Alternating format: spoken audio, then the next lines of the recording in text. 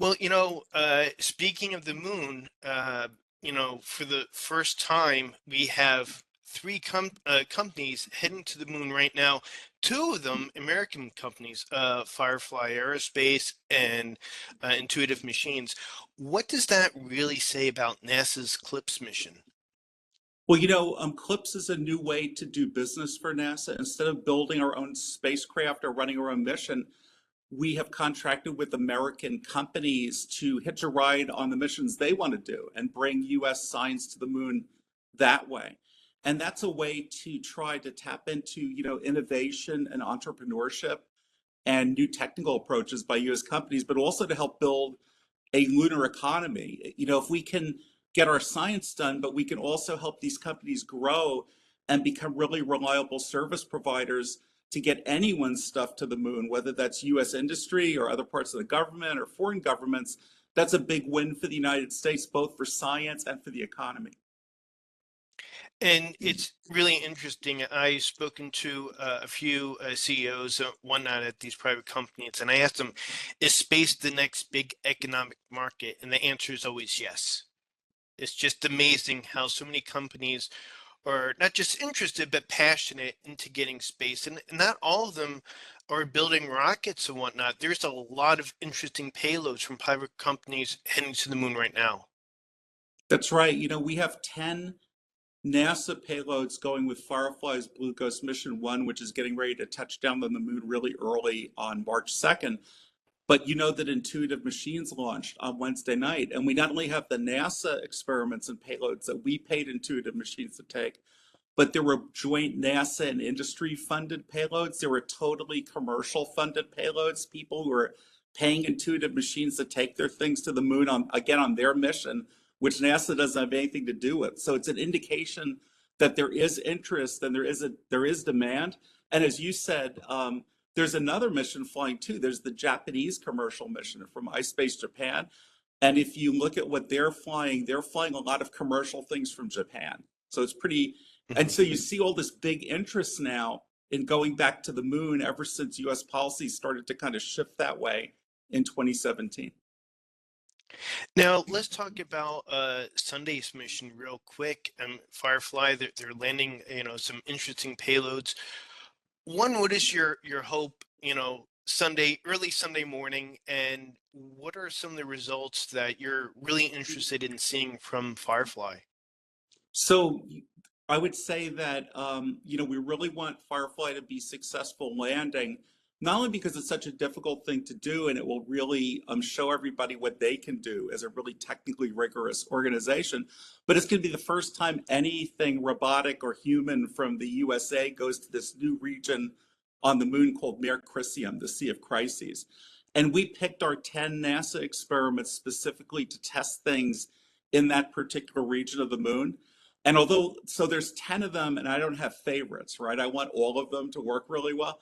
But the ones that really catch my attention are the ones where we're going to be doing tests to see how can we manage our exposure to this really abrasive moon dust, which pretty well coats everything on the moon.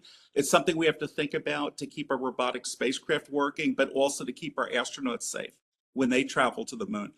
And there's been an experiment that was jointly done between NASA and the Italian space agency that's already given us results from Blue Ghost 1, where we're trying to see if on the moon and around the moon, we can actually use the global positioning system that we use on Earth and the complementary European one called Galileo to actually determine where we are on the moon. So think about this, the moon is like really far from Earth, way, way further than the GPS satellites are. But they've already, on that experiment on Blue Ghost, been able to actually determine where they are in cislunar space based on just getting signals from the GPS that's around Earth. So those are just two things which are going to be incredibly important, both to later robotic science missions to the moon, but also human explorers coming up really soon. And it really is interesting with all these different experiments, and it's just a small step towards getting us back to the moon with the Artemis 3 mission. Now, Firefly's mission is very different from Intuitive Machines. Intuitive Machines has a lot of different things going on Mhm. with the hope of also trying to find some form of water or water ice. Well, in the Intuitive Machines case, they're testing technologies from our Space Technology Mission Directorate at NASA to drill on the moon and to take chemical measurements on the moon. And I will tell you that we don't know if they're going to find water ice or not. They're going to the South Pole, which is the place where we think there's a greater likelihood of finding water ice. But in addition to water ice, which would of course be really, really interesting to have from a sustainability point of view of living off the land on the moon, they may find indications of other what are called volatiles, substances that exist, say, as a solid in super cold regions, but if you heat them up, they turn into a gas right away. So an example of another scientifically interesting thing besides ice that IM might find is it might be possible they'll find chemicals that tell us what the very first atmosphere was on the Earth and the moon, because we believe from the Apollo missions and robotic orbital missions since then that the moon actually formed out of the Earth when another planet hit the planet that used to be Earth before we got our Earth. And it's possible that the moon, because it's so unchanging over billions of years, that there's a record of what those original atmosphere gases were. So, in addition to trying to figure out how to scout for water ice on the moon on IM2, they might find other things in the South Pole region that is going to be very surprising. So, we're going to see.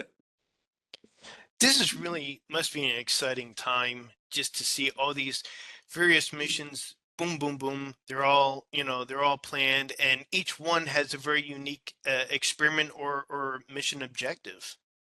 It is. It's we're probably going to learn more about the moon the next couple of years than we've ever learned about the moon. Even taking into account the incredible scientific bonanza that came out of Apollo, particularly when the Apollo astronauts brought back the first samples from another body, in the solar system.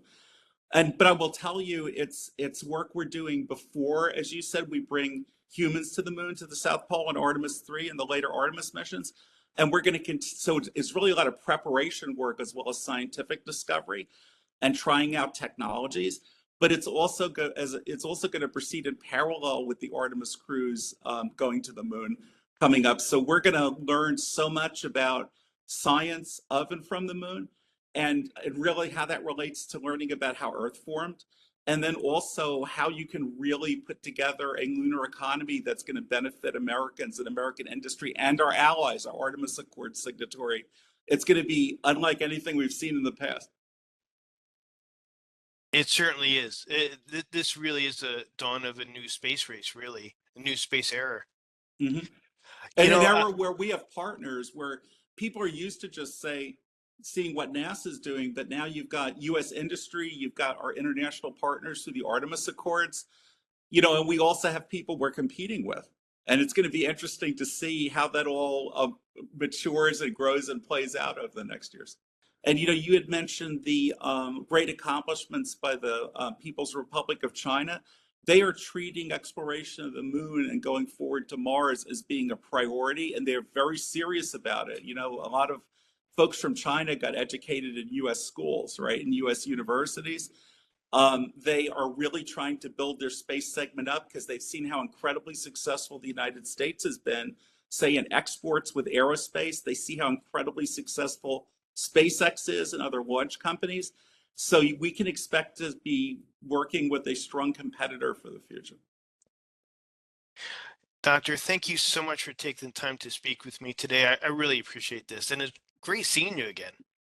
Great. It was great to see you, and keep your eyes on the moon. There's some exciting things coming up. Oh, believe me, I will. You have a good day now. Take care. Goodbye.